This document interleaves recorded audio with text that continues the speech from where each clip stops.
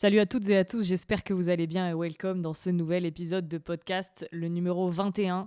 J'avoue, ça fait un petit moment là que qu'on ne s'est pas parlé, je vous ai pas raconté un peu tout ce qui se passe, tous les projets et tout, il s'en est passé des choses. Et c'est dont j'avais envie de vous parler aujourd'hui, surtout de la sortie de mon deuxième zine en juin dernier. Et comme pour le premier, j'avais envie de vous expliquer un peu comment ça s'est passé, l'histoire derrière, comment j'en suis arrivé là, et donner un peu plus de détails pour potentiellement vous donner envie de l'acheter, parce qu'il est encore en stock.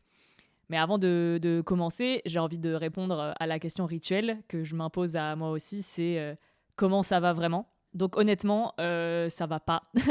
Ça a été très compliqué, c'est pour ça qu'il n'y a pas eu forcément de podcast entre la sortie d'usine en juin, puis l'été, et la reprise qui a été plutôt compliquée.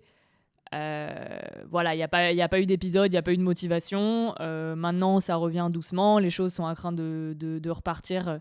On pourra en discuter en privé pour celles et ceux qui souhaitent en savoir plus, mais je n'ai pas forcément envie de m'étendre sur la question. Mais voilà, du stress, de l'anxiété, un manque de motivation, là, le retour de l'hiver, le jour qui se couche plus tôt, enfin voilà, plein de choses. Mais ça va aller mieux et voilà, rien que de faire cet épisode, ça va me rebooster. J'ai plein d'idées d'invités et vous reparler de ce projet de zine et de photos, ça va me remotiver. Donc c'est pour ça que je me suis chauffée là à refaire cet épisode. J'espère en tout cas que vous, ça va et qu'on aura l'occasion d'échanger, hein. N'hésitez pas toujours à passer en DM si vous voulez discuter. Je suis peut-être un peu moins active, mais je suis quand même là. Donc voilà, donc un super épisode là, on va voir combien de temps ça dure parce qu'il y a quand même pas mal de choses à raconter sur ce deuxième zine. Donc j'ai sorti, comme je disais, mon deuxième zine en juin dernier. C'était pas du tout prévu. J'avais dit, je crois, dans le premier épisode que j'étais pas prête d'en refaire un. Et au final, un an après, j'ai sorti mon deuxième zine. C'était juin-juillet, hein, plutôt juillet quand même. Donc oui, si vous souhaitez savoir en détail comment techniquement on réalise un zine, je vous conseille d'aller écouter l'épisode de l'année dernière où je détaille vraiment étape par étape comment j'ai pu réaliser techniquement le zine, alors que là j'ai plus envie de raconter le processus créatif, hein, derrière ce projet, comment j'en suis arrivée là et pourquoi, et de répondre à quelques-unes de vos questions que j'ai eues. Mais je ne vais pas rentrer dans le détail technique de chaque étape. C'est un peu redondant avec le premier, puis j'ai pas envie de parler de technique, j'ai vraiment envie de parler de fond sur celui-là. Le premier, c'était plutôt une série de photos, une pellicule, avec une série de photos que j'appréciais, qui ont réussi à composer un zine. Là, la démarche, elle était différente, parce que c'est à partir de plusieurs dizaines d'images que j'ai réussi à en faire un projet un peu concret. C'est 1 an et demi de travail réuni dans ce zine. Donc j'avais envie de vous reparler, vous recontextualiser tout ça. Donc mon deuxième zine, il s'appelle Everyday Life. C'est un zine de 44 pages, si je dis pas de conneries, 44-48. C'est que des photos en noir et blanc, argentique forcément, faites à Lyon, où j'ai fait le dev moi-même et le scan moi-même. C'est un projet que j'ai fait toute seule de A à Z, hein, la mise en page, le choix d'imprimeur, la communication et tout ça. Donc j'ai été accompagnée après pour la deuxième étape du projet, parce que j'ai fait une exposition qui a accompagné la sortie de ce zine. Donc ce zine, il est plutôt hyper personnel parce que je vais pas lire ce que j'ai écrit en page de couverture, mais voilà, pendant longtemps, j'ai eu du mal à... Enfin, pas longtemps, mais j'ai eu une phase, je pense que j'en parlais souvent dans les épisodes, j'ai eu une phase où j'avais du mal à trouver ma place dans la rue. Je me sentais pas forcément légitime, j'étais moins inspirée par mon quotidien, par ma ville, enfin là où j'habite, quoi, à Lyon. Donc c'était un peu complexe pour moi, donc j'ai dû réapprendre et surtout à dépasser mes peurs en fait. Et c'est au fur et à mesure du temps et des rencontres, ça a pu élargir ma vision de la street photo. Et en fait, un jour, parce que maintenant je scanne en fait en batch. J'ai la chance de pouvoir scanner moi-même sur une machine professionnelle, donc j'y vais pas à chaque fois que j'ai une pellicule. J'attends d'avoir 5, 6, 7, 8, une dizaine de pellicules pour aller tout scanner d'un coup. Et c'est un jour, je rentre et je fais le tri de mes images et je vois que j'ai beaucoup de photos en noir et blanc à Lyon qui me parlent. Et je trouvais ça dommage de les montrer uniquement sur Insta, parce que j'ai envie de montrer maintenant mon quotidien, enfin ce qui m'attire, le meilleur de mon travail. Et le format paysage sur Insta, il est tout petit, surtout en street photo, on voit pas les détails et tout. Et quand je me suis fait la remarque que j'avais plein de photos et j'avais commencé à avoir une cohérence, en fait, une répétition dans les sujets aussi, je me suis dit, ah, il y a un truc à faire et j'avais pas envie de les poster uniquement sur Insta. Donc, généralement, ce que je fais avant de poster sur Insta, c'est que je me mets sur Figma, je fais mes planches ou je fais des captures d'écran de mes images et après, je vais en faire des séries. Et c'est à ce moment-là où je me suis dit, non, mais j'ai beaucoup trop d'images en noir et blanc là. Et je trouvais ça un peu redondant à poster sur Insta, le fait que ce soit de la street photo à Lyon. Je me suis dit, bon, ça va barber les gens et tout. Et je me suis dit, non, mais en fait, puis j'ai apprécié beaucoup ces images. Et je me suis dit, non, mais il y a un truc plus gros à faire. Et là, j'ai commencé à regarder aussi mes archives en me disant, voilà, alors qu'est-ce que j'ai fait à Lyon et tout. Est-ce qu'il n'y a pas un truc à creuser? Et quand j'ai vu que j'avais, ouais, je sais pas combien il y a d'images dans le zine, mais pour faire 44 pages où il y en a, il y a une ou deux photos par page. Donc ça fait quand même. Ouais, ça peut faire une petite centaine de photos. En tout cas, dans la sélection, je pense que j'en avais plus d'une centaine. Je me suis dit, voilà, pourquoi pas retenter l'aventure. Puis en plus, j'étais dans une période où j'avais un peu envie de penser à autre chose que le travail et ce que j'avais autour. Donc, je me suis lancé ce défi fou de refaire un deuxième zine en pensant que ça allait être aussi simple que le premier, hein. C'était une grosse erreur. Je vais en parler juste après dans le process et ce qui s'est passé. Et je me suis dit, bon, le premier, ça a bien marché. Techniquement, je veux dire, avec l'imprimeur, tout s'est bien passé. J'ai fait ma select, j'ai fait ma mise en page et tout du one shot. Ça s'est trop bien passé, quoi. Donc je me suis dit, bon, le deuxième, ça va être aussi facile que nenni. Le noir et blanc, c'est plus dur que la couleur, en fait. Voilà, j'en parlerai juste après. Mais voilà, c'est à ce moment-là où je me suis dit, bon, il y a un truc à faire, pourquoi pas, et pourquoi pas le faire maintenant. Donc une fois que j'ai réalisé que j'avais plein d'images, comment je m'y suis prise, alors je me suis dit, en fait, je ne vais pas refaire comme le premier où c'était relativement facile. Enfin, c'était plus facile parce que j'avais moins d'images déjà. Puis j'avais fait ma mise en page en fonction de l'ordre un peu de prise des images. Alors que là, j'avais beaucoup d'images et j'étais un peu en mode, du coup, comment je vais composer ce zine? Est-ce que je fais par thématique, les chiens, les duos, les trios Enfin, qu'est-ce que j'ai d'autre? Les ombres. Enfin, voilà, c'était un peu complexe. Et je me suis dit, non, on va faire quelque chose que j'avais déjà vu chez d'autres photographes. Hein, je pourrais pas les citer, mais je sais qu'il y en a beaucoup qui travaillent comme ça. Je me suis dit, en fait, je vais les imprimer. Parce que même en plus en digital, j'avais tellement d'images que c'était trop dur de les placer côte à côte et tout. Donc je me suis dit, vas-y, je vais les imprimer. Je suis allé chez un petit imprimeur, voilà, pas trop cher, histoire de les faire en petit format. Et après, je les ai toutes mises à plat, par terre dans mon appart. Et je me suis dit, voilà, on va faire un assemblage. On appelle ça le séquençage. J'ai appris ça grâce à Jonathan Bertin, qui a fait une conférence là dernièrement sur la sortie de son bouquin, et qui parlait un peu de son process. Et il a parlé du mot séquençage. Et je me suis dit, ah bah ouais, en fait, j'ai fait du séquençage sans savoir. Donc c'est pas l'art, mais ouais, le fait d'assembler les images pour les organiser pour qu'il y ait un sens et une cohérence sur tout le long du projet. Donc moi, pour ce séquençage, j'ai hésité par faire par thème, essayer que les images se répondent entre elles, mais je me suis dit, les transitions, elles vont être peut-être un peu bizarres de faire les chiens, les duos, les trios, puis sans que ça raconte forcément quelque chose. Et en fait, c'est en disposant toutes mes images par terre que je me suis rendu compte que, en fait, je shootais par quartier. Et du coup, je me suis dit, pour en plus mettre en avant ce côté de, voilà, mon quotidien à Lyon, mes balades, en fait, il fallait que je fasse par quartier et que je les dispose comme si c'était un cheminement en fait dans la ville avec moi.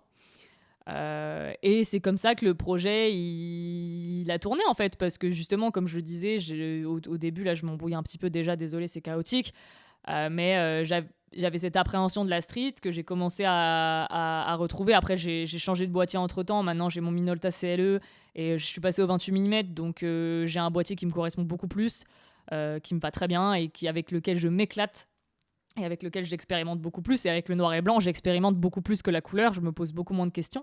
C'est pour ça que j'ai beaucoup plus de bons résultats, je trouve, en noir et blanc. Donc je me suis dit, voilà, pour vous montrer tout ça, mon cheminement, mon évolution, j'avais aussi envie de le faire en balade, comme si moi je me baladais dans Lyon en fait. Au final, c'est mes quartiers de cœur, c'est mon quotidien, c'est ma vie, qui peut sembler un petit peu banal, mais en fait, c'est les meilleures images de mon banal à moi, que je trouve pas si banales que ça au final. Enfin, pour moi, elles sont très fortes, parce que j'ai l'impression que des fois, elles sont un peu basiques, mais les unes à côté des autres, ça fait un truc où il y a une vraie histoire. Donc, j'en parle pas trop dans le zine, dans le petit texte au début. Donc, comme je dis souvent, je parle beaucoup, mais je suis pas très bonne avec les mots, donc, et surtout à l'écrit. Donc pour moi, c'était un peu compliqué de vous expliquer, de vous exprimer en fait tout ce que je ressens et tout ce que j'ai fait derrière ce zine, derrière ces images. C'est pour ça que le podcast, il est bien pour que je puisse vous détailler tout ça. Donc en fait, voilà, le séquençage, il s'est fait en fonction des quartiers et comme si on faisait une balade ensemble, en fait. Donc j'ai fait plus ou moins, hein, pour les connaisseurs, pour les Lyonnais. Et voilà, il y en a des images qui sont plus ou moins dans le même quartier, mais pas vraiment. Voilà, on part de Croix-Rousse, si je dis pas de bêtises. Après, ça va un peu à Terreau, les Quais de Saône, le Vieux-Lyon, puis après plutôt le 2e, Bellecour, puis après ça peut retourner dans le 7e, au fin fond de Villeurbanne, pour après finir au parc de la Tête d'Or. Voilà, c'est à peu près l'idée. Au début, je m'étais dit, je vais faire une carte à l'intérieur pour vous montrer un peu le parcours, puis après, je me suis dit, non, je préfère garder ce mystère et vous l'expliquer en fait après. Soit à l'oral, soit à l'écrit, ou dans le podcast, ou avec l'expo que j'ai faite, j'en parlerai à la fin. Voilà, c'était important pour moi de vous expliquer tout ça et puis de laisser un petit peu le mystère et l'interprétation à tout ça. Après, dans le choix des images aussi, on m'a dit, voilà, comment t'as fait pour choisir les images.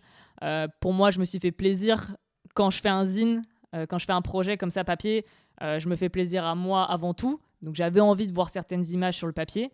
Si la vente elle se passe bien et que ça plaît aux gens, tant mieux. L'important c'est que ça me plaise à moi. Donc du coup j'avais envie de voir toutes ces images sur le papier, hein. Le choix il a été compliqué parce que j'avais une centaine d'images, j'en ai un peu moins dans le zine.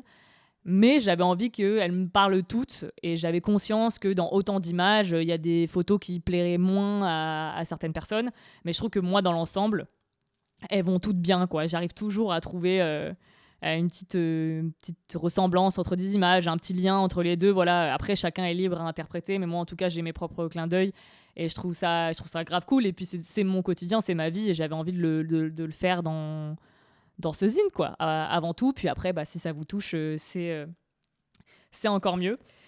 Et voilà, c'est comme ça que j'ai commencé à faire mes choix, tout par terre avec mes petits prints. Et après, une fois que j'étais à peu près satisfaite, je me suis passée sur InDesign pour faire ma mise en page, que je suis restée très très simple, hein. J'ai gardé le gabarit du premier pour la couverture. J'ai changé la couleur parce qu'il faut changer la couleur. Puis après, à l'intérieur, c'est vraiment hyper basique, hein. J'ai pas écrit de texte. J'ai fait mon assemblage, mon séquençage en fonction de ce qui me parlait le plus, quoi. Et puis voilà, on en est arrivé là. On m'a posé la question, voilà, de la sélection et le choix de la DA, simple, efficace, on se fait plaisir. Je voulais pas me restreindre. Je voulais mettre les images que j'avais envie de mettre dans ce zine. Le hasard fait bien les choses parce qu'au final, j'avais le bon nombre de pages maximum pour l'imprimeur et tout, et c'était pile poil, tout allait bien. Après, oui, j'ai dû faire des choix. Et oui, je ne l'ai pas dit, mais beaucoup des images d'usine sont des images qui sont jamais sorties sur les réseaux sociaux et qui ne sortiront probablement jamais. Parce que justement, c'était un peu l'exclu, c'était pour vous le montrer d'une autre forme, et j'avais pas forcément envie de le montrer sur Insta. Et en fait, même sur Insta tout seul, en série de 10, ça aurait pas fait le même effet que dans un zine, je trouve. Donc voilà, c'est comme ça que j'ai fait mon choix, on va dire. Et les images, elles datent, je crois, c'est des photos que j'ai faites pendant sur 1 an et demi, pardon. Et on va dire que je crois que les premières, c'est janvier 2023. Donc il y a quelques pellicules différentes, quelques boîtiers différents. Et je pense que c'est pas chronologique, mais je pense qu'on peut voir en fait l'évolution de mon travail quand même entre-temps et dans ma prise de vue. Et ouais, mon amélioration, parce que je pense qu'au final, plus je shoot, plus je m'améliore en tant que photographe. Donc on peut peut-être voir mon évolution, quoi. Voilà. Et en termes de thématique, comme je l'ai dit, c'est vraiment de la street photo, des moments, des lieux clés, des chiens, des duos, des trios, enfin voilà, tout ce qui m'attire. Et voilà, j'espère que pour ceux qui l'ont vu, vous avez apprécié. Ceux qui l'ont pas encore vu, n'hésitez pas à aller voir un peu sur Insta. J'ai mis quelques petites images en post, en story et tout. Puis n'hésitez pas, il est toujours disponible. Il est au prix de 12 € en remise en main propre et 17 avec la livraison. Il est un peu plus cher que le premier parce que du coup, il y a plus de pages et un peu plus de travail. Et puis avec l'inflation et tout, voilà, les prix ils ont un petit peu augmenté. Mais je voulais quand même que ça reste accessible. Et après, les 5 € de livraison, c'est la poste, hein, malheureusement. Et ça couvre aussi les frais, l'enveloppe et tout ça. C'est les prix, malheureusement. Voilà, et après, j'ai fait le choix d'en faire 150 au lieu de 100. Donc le premier, je l'ai sold out assez rapidement. Et le deuxième, je dis qu'il est encore disponible alors qu'il est sorti en juillet. J'ai pris conscience après qu'effectivement, déjà, les temps sont plus durs. Donc, ouais, mettre 12 ou 17 euros dans un zine, ça peut être compliqué. Et puis, c'est surtout que c'était avant les vacances, période électorale et tout. Donc, c'était un peu la cata. Et puis, c'est surtout que j'ai réalisé que le noir et blanc, c'était peut-être un peu moins accessible que la couleur, finalement. On m'a fait la remarque. Et c'est vrai qu'en plus, le sujet de la street photo est peut-être moins parlant.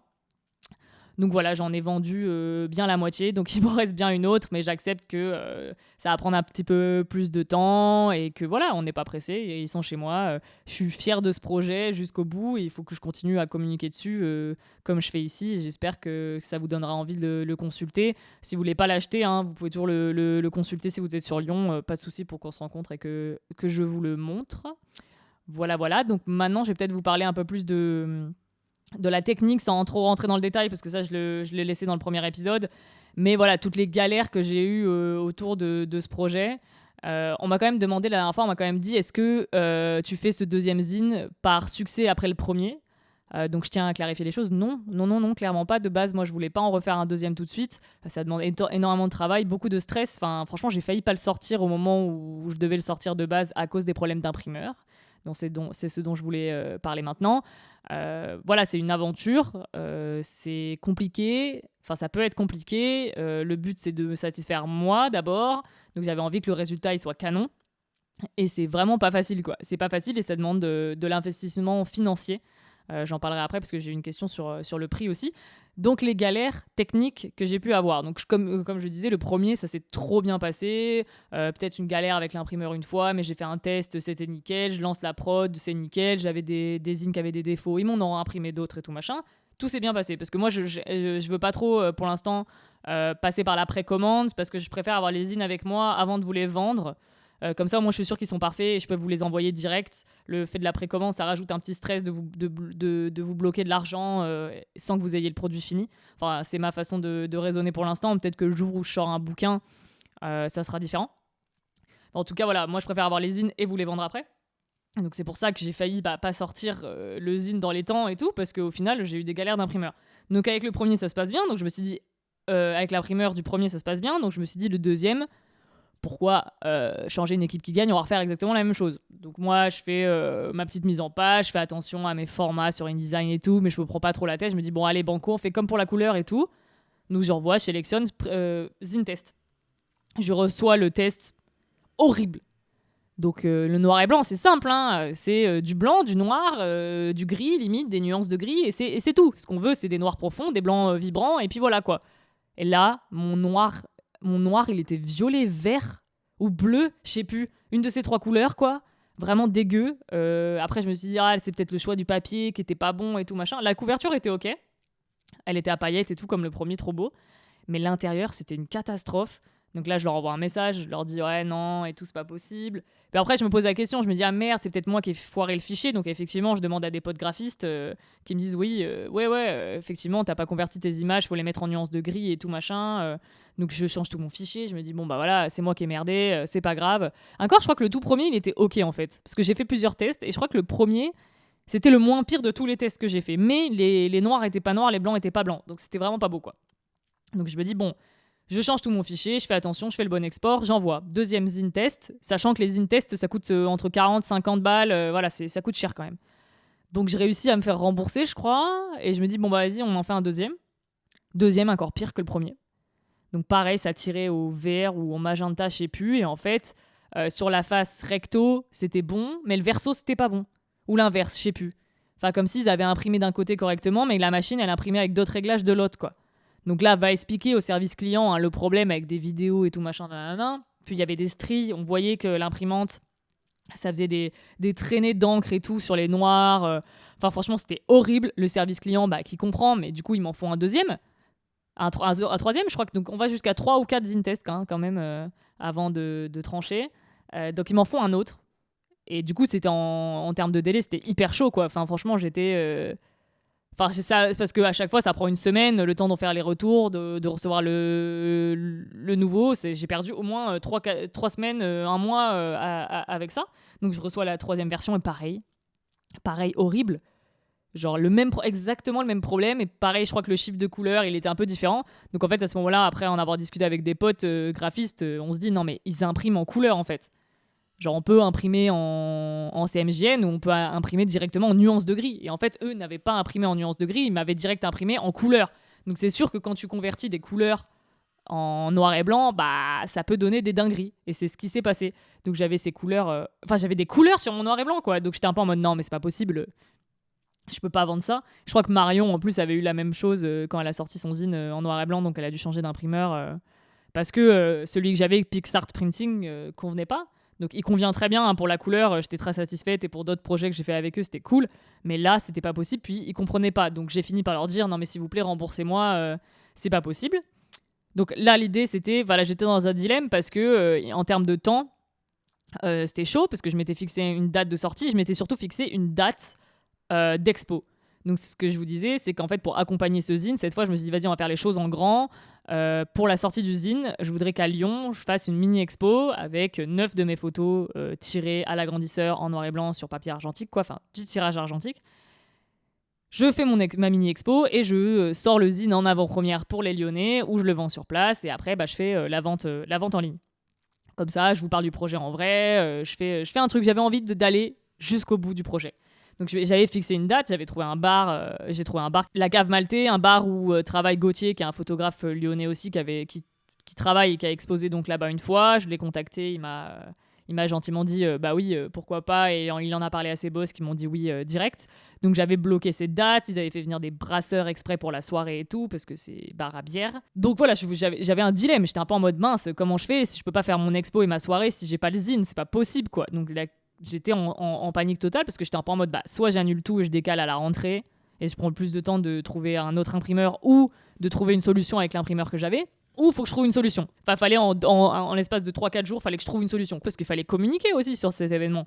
Je pouvais pas annoncer 2 jours avant mais en fait je fais une expo. Genre fallait communiquer minimum 2 semaines avant et commencer à teaser parce que c'était pas possible. Et en plus fallait que je fasse la com d'usine avant. J'avais déjà commencé à faire des photos et tout parce que même la communication d'usine, je fais des photos argentiques. Donc j'avais commencé à shooter la communication avec un zine test qui était pas fini, où je m'étais dit avec l'autre imprimeur on trouvera bien une solution, naïvement, alors que pas du tout. Donc là après 3-4 zine tests foireux, je me suis dit non, qu'est-ce que je fais? Donc j'ai cherché un peu les options possibles d'autres imprimeurs. On m'avait donné des recos en ligne et tout. Je me suis dit non mais ça va être trop chiant en ligne et tout, vu que je les connais pas, faut repartir sur des zine tests et tout. Puis je cherche un peu à Lyon qui on a en imprimeur, qui est pas loin, qui fait du taf et du bon taf mais pas trop cher. Et là je sais pas pourquoi, je repense à Corep.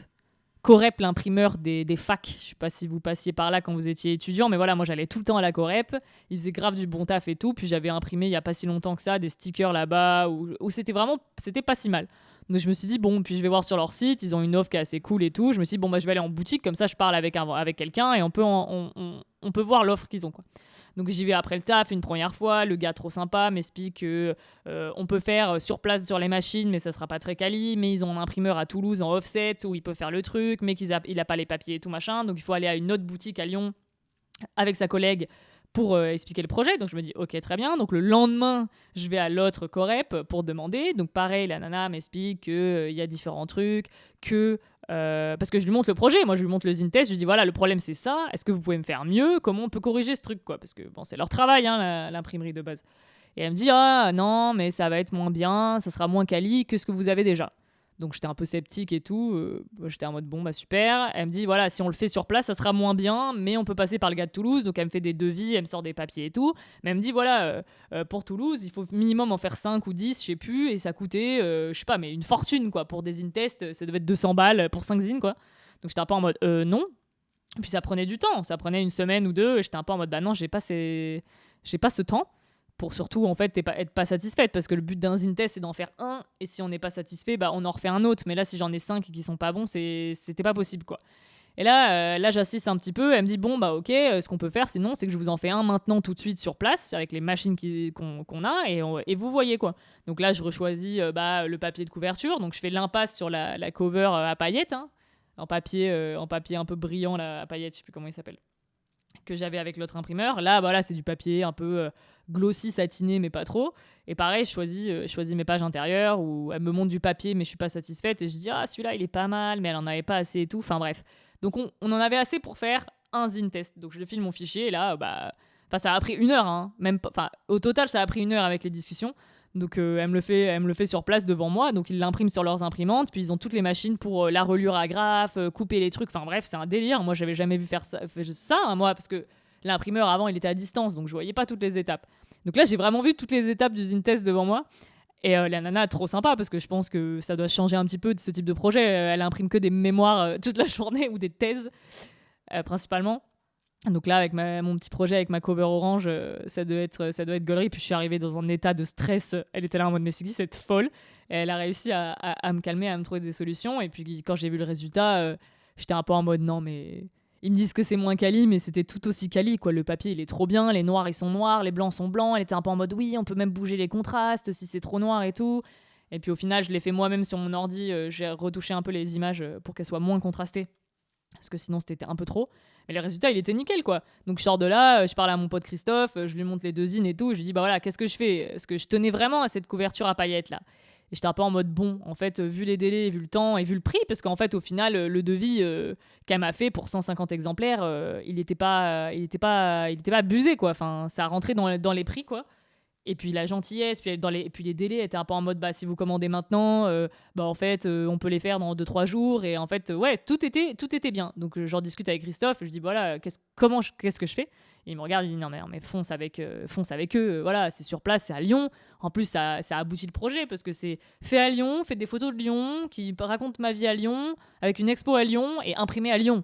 Quoi, c'est le top du top, quoi. Donc du coup, je retourne à la boutique direct et je regarde la meuf et je dis, voilà, je repasse demain et on signe et je vous apporte le fichier et on part à l'impression. Elle rigolait déjà parce qu'elle était un peu en mode, ouais, parce que le papier que je voulais pour l'intérieur, elle en avait plus en boutique. Et quand je suis revenue, elle était au téléphone avec les autres corep à crainte de téléphoner pour récupérer le papier dont je souhaitais. Donc voilà, à ce moment-là, je me suis dit, bon, bah, soulagée, c'est bon, on part avec eux. Et voilà, j'ai pu me concentrer après, pendant que ça s'imprime, sur, voilà, j'ai fait une affiche que j'ai aussi imprimée chez eux qui est grave quali, une affiche parce qu'il fallait faire la com de l'expo. Donc une fois que j'avais un peu ça, j'ai pu commencer la com de l'expo un peu tranquille. Et en parallèle de tout ça, je faisais les tirages pour l'expo aussi, parce que l'expo, elle s'est décidée un petit peu après.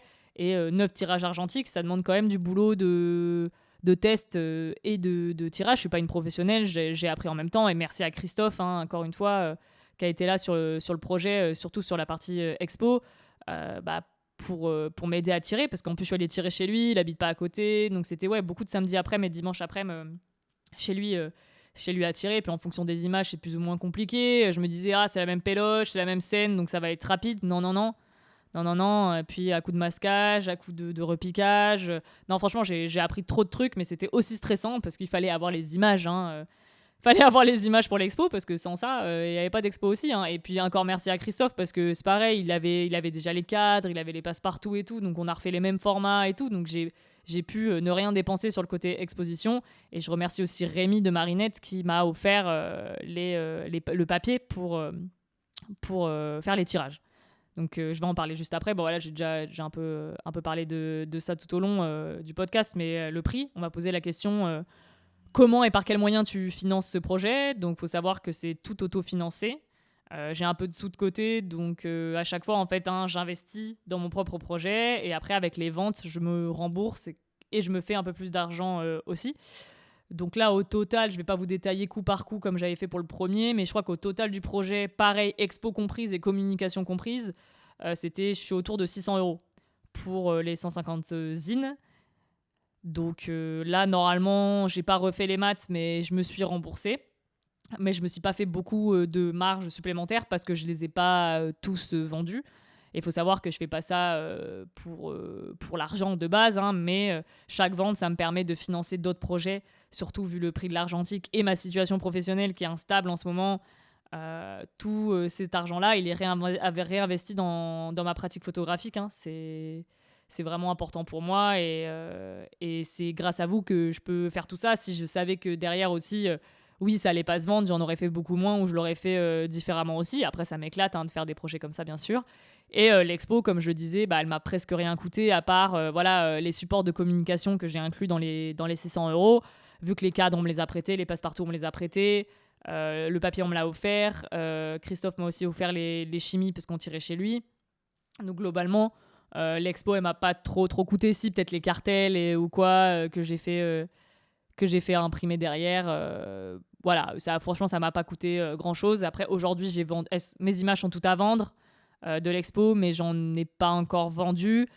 Et je sais d'expérience, vu que j'ai déjà fait une petite expo il y a 1 an, où j'ai dû vendre 2 photos sur les 6 ou 7, voilà, que je vais pas forcément les vendre. Je conçois que 85 € pour une image, c'est beaucoup pour certains, et d'autres me diront même que c'est pas cher pour du tirage argentique fait à la main en 1 sur 1, tirage unique, pour un 20 par 30. Mais voilà, je m'attends pas à les vendre, ces images-là. Au pire, elles sont pour moi, elles sont pour ma famille.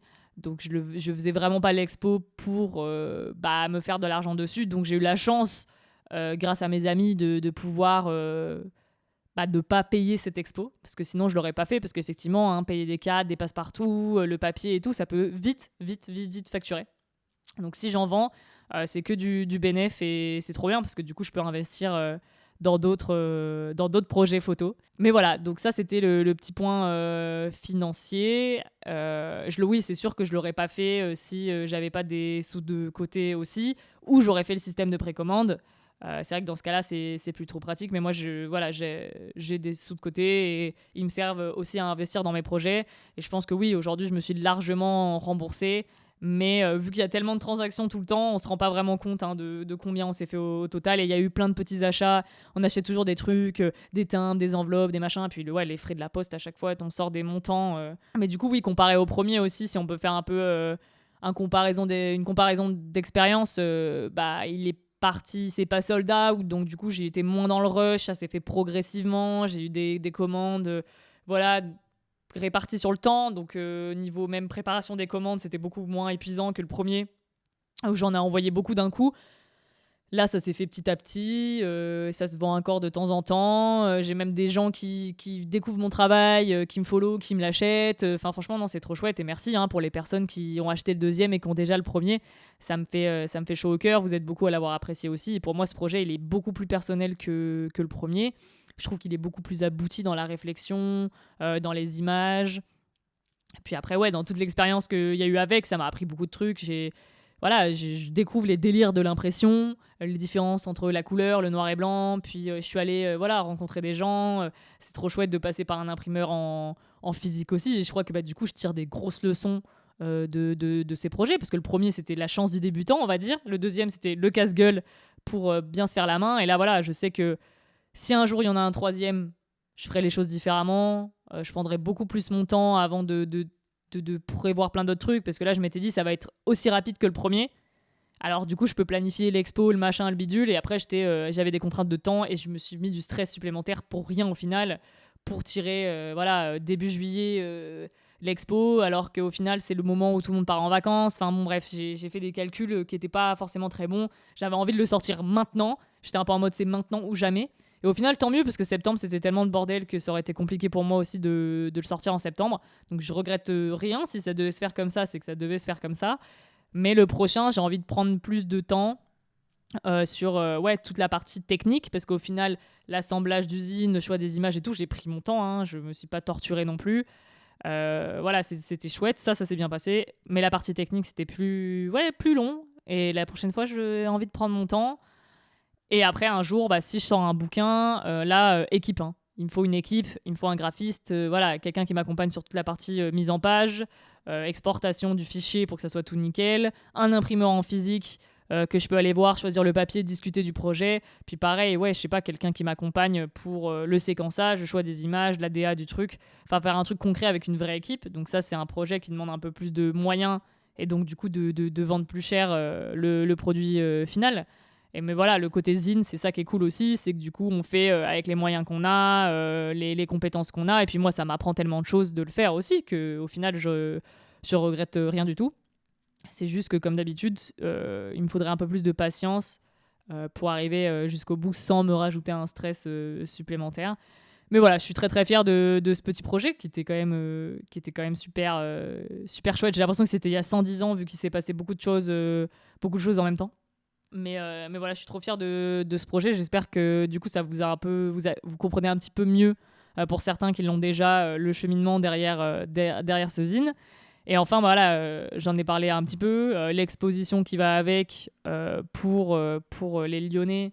Malheureusement, bon, après, j'avais fait un petit live le soir même. Vous avez vu des stories. J'ai fait une vidéo sur Insta. Allez voir dans les réels où on voit un peu les images et tout. J'avais envie, comme je le disais au début, de rassembler les gens et pour une fois faire des trucs un peu sur Lyon parce qu'il se passe pas énormément de choses comparé à Paris. J'avais vraiment envie d'aller jusqu'au bout du projet avec un pas supplémentaire, un challenge supplémentaire, de tirer mes images pour justement avoir la maîtrise de A à Z de mon process, parce que le noir et blanc, je fais tout moi-même. Et ça me tenait à cœur de aussi faire du tirage. Et ouais, d'en parler en vrai, de rencontrer certaines personnes avec qui je parle sur Insta, mais qu'on se voit pas vraiment. Voilà, c'était sortir de ce côté réseau digital et de pouvoir en parler en vrai, parce qu'au final, j'avais aussi rajouté des planches contact, voilà, petit cartel qui explique, puis je pouvais aussi l'expliquer en vrai. Et les images sont beaucoup plus grandes que sur le zine, quoi. C'est un A5 en format, alors que dans la vraie vie, mes tirages, c'est du 20 par 30.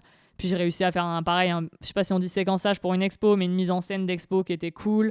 Le lieu est trop cool, puis le bar, la cave maltais, ils sont trop sympas. Franchement, merci Étienne et Gauthier, c'est trop cool. Le lieu est trop chaleureux et trop bien. Puis ça faisait plaisir aussi de regrouper un petit peu mes mondes entre mes amis, mes collègues de boulot, qui sont aussi mes amis bien sûr, et mes potes photographes. Voilà, c'est tous ces univers mélangés au même endroit. Il y a ma sœur qui est venue, merci Emma.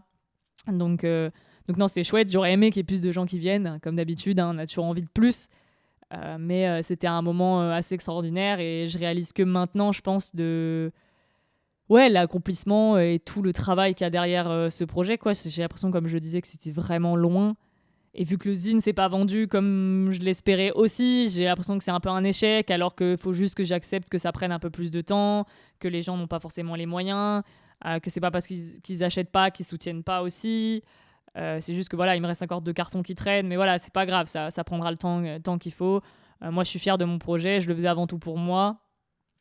Et voilà, je suis trop contente du résultat. Ça fait longtemps que je l'ai pas feuilleté, mais voilà, il faut que je me replonge dedans. Et en fait, la série, elle continue. C'est que ce zine-là, je pourrais limite en faire une suite, parce que je continue à faire des photos à Lyon et avoir des choses et à évoluer aussi dans mon quotidien. En fait, c'était ça aussi qui était important pour moi de montrer, c'est que j'avais l'impression en fait que je voyais rien et que je faisais pas de photos à Lyon et que c'était boring et que c'était nul, alors qu'en fait 1 an et demi après, je réalise que non, j'ai des trucs qui sont intéressants. Et c'est juste que quand je les regardais comme ça, je trouvais ça pas cool, alors qu'en série, c'est chouette au final. Et même s'il y a des images qui sont moins impactantes que d'autres, ensemble, elles le sont.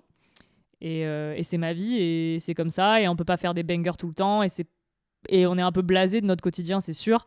Voilà, je vais à Paris, je vais trouver ça chambé, alors que peut-être des Parisiens sont blasés de leur quartier, et quand ils viennent à Lyon, ils kiffent trop. Et inversement, voilà, quand on habite dans un endroit, c'est plus compliqué. Je trouve, hein, en tout cas personnellement, je trouve c'est un peu plus compliqué de chercher l'inspi. Il faut se motiver aussi. Et c'est ce qu'on a fait. Il y a plusieurs séries comme ça dans le zine, où en fait justement je vais aller explorer des quartiers un peu plus loin de ma zone, quoi. Avec Christophe et Benjamin, on va un peu plus loin. Donc il y a une série à Villeurbanne.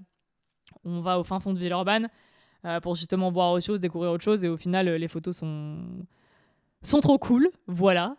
Si jamais vous avez des questions, parce que c'était sûrement un petit peu fouillis, si vous avez d'autres questions, vous voulez juste échanger sur le zine, sur mon process, si vous avez d'autres questions, n'hésitez pas. Si j'y ai pas répondu dans cet épisode ou dans le premier épisode, n'hésitez pas à me DM, je vous expliquerai avec grand plaisir tout ce que je peux, tout ce que je sais. Après, encore une fois, je fais tout moi-même, j'ai encore beaucoup de choses à apprendre, j'en apprends à chaque fois, je suis loin d'être une pro, et l'aventure, elle est trop cool, et je grandis avec, et j'ai hâte de voir la suite.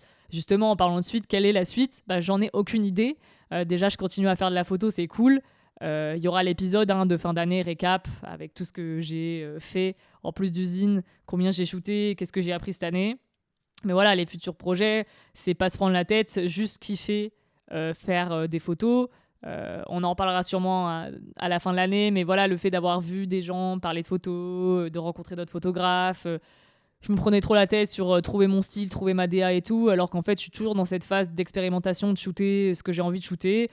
Et j'ai vécu plein de choses cet été, et même récemment, j'ai des potes qui m'ont dit waouh, ça y est, tu step up un petit peu, c'est cool, on voit ta patte, on reconnaît que c'est toi et tout. Et on m'a dit que voilà, mes photos étaient de mieux en mieux, donc merci, ça me touche de ouf.